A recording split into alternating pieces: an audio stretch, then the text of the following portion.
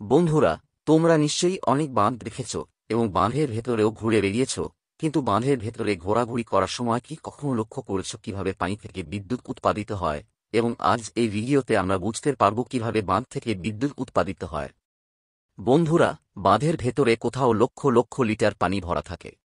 যদি ভুল করে বাঁধটি ভেঙে যায়, তাহলে এটি নিকটবর্তী শহর এবং গ্রামকে ডুবিয়ে দিতে পারে। বাঁধ তৈরি করতে একটি নদীর সাহায্য নেওয়া হয় এবং ইঞ্জিনিয়ার কর্তৃক এই পানি থামিয়ে জলাধারে সংগ্রহ করা হয়।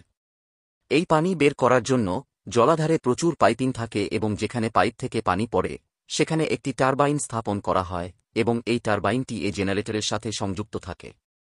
যখন এই টারবাইনের উপর পানির উচ্চ চাপ পড়ে, তখন টারবাইনটি উচ্চ গতিতে ঘুরতে শুরু করে। টারবাইনের সাথে সাথে জেনারেটরটিও ঘুরতে শুরু করে এবং জেনারেটরে চৌম্বকীয় প্রবাহ তৈরি হতে শুরু করে যা বিদ্যুতের রূপ নেয়। তারপর স্টেপ আপ ট্রান্সফরমারের সাহায্যে এর ভোল্টেজ বৃদ্ধি পায় এবং উচ্চ টেনশন টাওয়ারের মাধ্যমে শহরে বিদ্যুৎ পাঠানো হয়।